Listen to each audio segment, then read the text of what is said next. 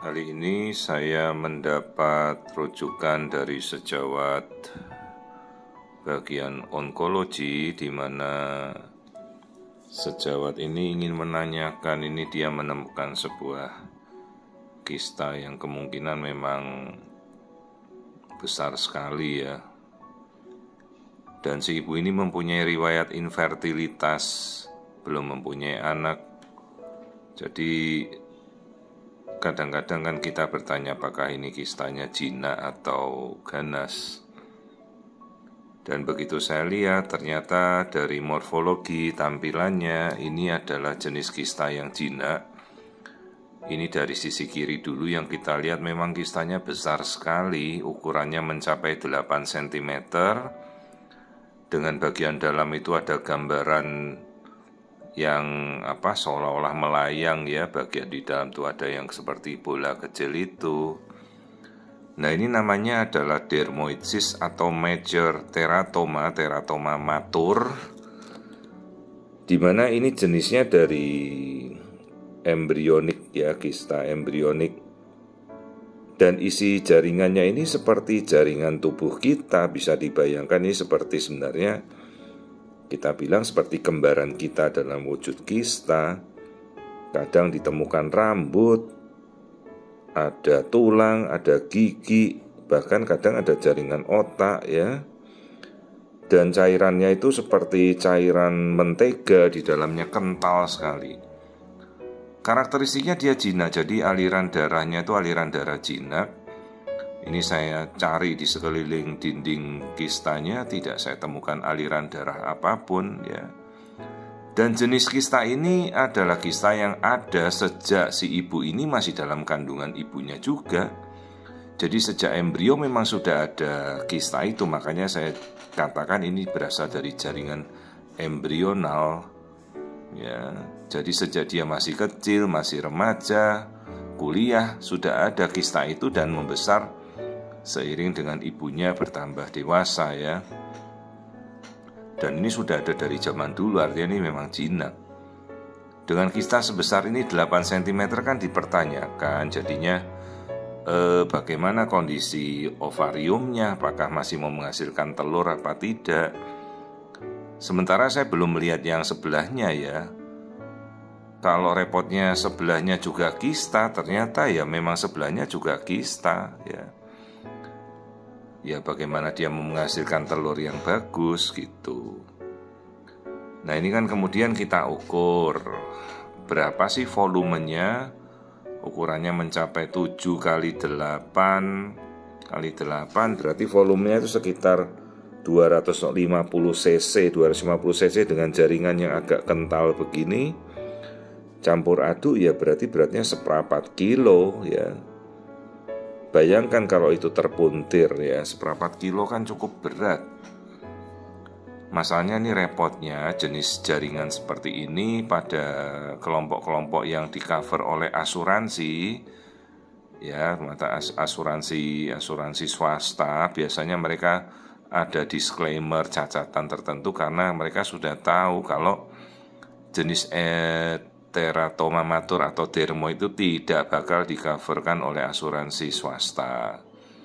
Karena catatannya ini adalah jaringan kista yang dikatakan katanya sudah ada sejak diri kita muncul ya. Jadi yang sifatnya kongenital kista yang sudah ada sejak kita ada gitu. Jadi biasanya pihak asuransi swasta mereka tidak mau mengcoverkan. Itu sudah jelas disclaimernya. Jadi kadang-kadang kita sudah jelaskan ini kista dermoid atau kista ovarium, asuransi ACC saja, tapi begitu hasil jaringannya terbukti jenisnya seperti ini ya, kista dermoid dari ciri-cirinya sudah, asuransinya tidak akan mengcoverkan. Kasihan juga gitu. Ya, jadi sebelum naik ke operasi, misalnya di cover asuransi harus tahu dulu jenis kistanya dermoid, biasanya tidak akan tercoverkan. Jadi biasanya pembayaran pribadi. Ya, jadi karakteristiknya dermoid itu jaringan embrional menyerupai tulang, rambut, kuku. Ya, semua ada. Ini jaringan yang sebelah kanan, kista juga ternyata sama. hanya dia lebih kecil dengan telur-telurnya masih ada. Lah dok, kalau tidak dioperasi ya tidak dioperasi, ya tidak juga membesar, tapi mau sampai kapan gitu. Kan khawatirnya terpuntir, kalau terinfeksi ya repot lagi, sementara dia belum punya anak. Jadi anjurannya dengan 2 kista bilateral lebih dari 5 cm seperti ini ya dianjurkan cobalah dikupas atau kistektomi, dibersihkan ya. Baru si ibu kemudian menjalani program hamil gitu ya. Jadi dermoid cyst ini jinak ya, tidak berhubungan dengan suatu keganasan. Kalau yang model yang dia berubah menjadi keganasan itu namanya teratoma immature atau teratoma yang belum matur, belum matang. Dia potensinya bisa berubah-ubah gitu. Tapi tetap jaringan pastinya nanti diperiksa dari diagnosa histopatologi atau diagnosa jaringan ya, diambil jaringannya diperiksa. Ini juga tidak ada aliran darah ya. Nah, kita cari sampel aliran darah di dinding kistanya, arus darahnya sangat-sangat tidak subur untuk memberi makan si kista. Jadi memang kesannya ini kista yang benign atau jinak ya. Jadi ya saya kembalikan pada sejawat yang merujuk. Jadi kalau namanya kita dirujuk ya kita kembalikanlah, kita hormati yang merujuk gitu kan, karena sudah memberikan pasien untuk bertanya ke kita ya kita harus mengembalikan. Itu etikalnya seperti itu. Dan saya berikan pesan, ini kistanya jinak, tidak ada perlengketan, silakan dilakukan kistektomi ya, anjuran kita, supaya si ibu mungkin bisa menjalani program kehamilan. Sudah nikah berapa tahun belum berhasil hamil, sementara kistanya besar-besar seperti itu ya. Bahkan ini menonjol menuju ke kandung kencing, jadi ya rasanya jadi terkencing-kencing ya, sedikit-sedikit kencing, sedikit pipis, ibunya nggak bisa nahan kencing karena kistanya sudah mendorong kandung kemih si ibu gitu. Ya jadi inilah dermoid cyst, kista dermoid bilateral, kiri kanan ada.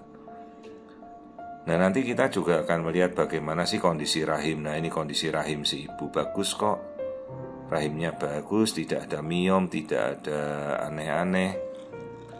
Tapi kita tetap coba kita amati ya kondisi rahimnya gitu. Nah ini kita lihat si ibu haidnya masih beres, nggak ada kelainan dari siklus haid. Ini rongga rahimnya bagus sekali ya, tidak ada kelainan pada rahim. Jadi semuanya jinak, kesan kistanya dermoid itu, dan dinding rahimnya semuanya juga bagus, tidak ada miom.